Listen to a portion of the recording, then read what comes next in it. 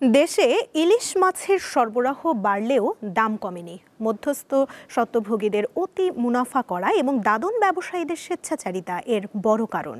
Tariff কমিশনের এক সমীক্ষায় এসব তথ্য উঠে এসেছে।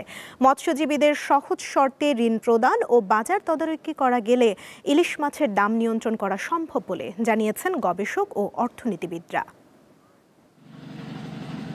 প্রতি বছর গড়ে ৫.৫ লাখ টনের মতো ইলিশ আহরিত হয়।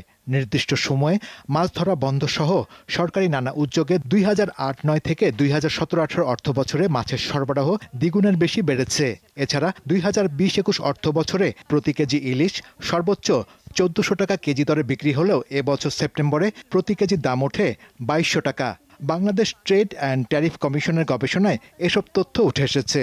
বলা হচ্ছে, মাছ ধরার খরচ বৃদ্ধি, দাদন, বিকল্প কর্মসংস্থান, নিষিদ্ধ সময়ে মাছ ধরা, মধ্যস্বত্বভোগীদের দৌরাত্ম্য ও রপ্তানির চাপে ইলিশের দাম বাড়ছে। এবছর স্থানীয় বাজারে প্রতি কেজি ২২০০ টাকায় বিক্রি হলেও ভারতের রপ্তানি মূল্য ছিল ১৫৩৪ টাকা। ফলে দেশের বাজারে ইলিশের বেশি দাম গুনতে হয়েছে ক্রেতাদের। দাদন ব্যবসায়ীরা তারা মিলে যখন বেস্ট প্রাইসটা ধরে সেখানে একটু কারসাজি হয়।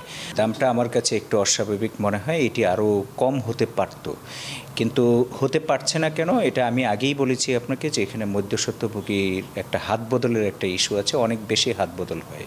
অর্থনীতিবিদরা বলছেন, সহজ শর্তে মৎস্যজীবীদের ঋণ প্রদান করে ইলিশের ভরা মৌসুমে কোল্ড স্টোরেজে মজুদ গড়ে তুলতে হবে। এছাড়া অনলাইন প্ল্যাটফর্ম এবং সমবায় সমিতির মাধ্যমে ইলিশের বেচাকেনা করা গেলে দাম অনেকটাই সহনীয় হবে।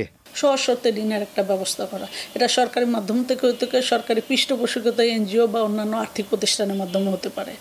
যেহেতু বিক্রির ক্ষেত্রে যা দেখা যাচ্ছে মধ্যস্বত্বভোগীদের একটা দৌরাত্ম্য থাকে, সেক্ষেত্রে ডিজিটাল প্ল্যাটফর্ম বা সমবায়ের সমিতির মাধ্যমে যদি সরাসরি আমাদের জেলেদের কাছ থেকে ভোক্তা পর্যায়ে বিক্রির কোনো ব্যবস্থা করা যায়। সরকারিভাবে ইলিশ মাছের দাম বেঁধে দেয়া গেলে অস্বাভাবিক দাম বৃদ্ধির হাত থেকে ভোক্তারা রক্ষা পাবে বলে জানান গবেষক ও অর্থনীতিবিদরা। শাহরিয়ার ইমন, দীপ্ত সংবাদ, ঢাকা।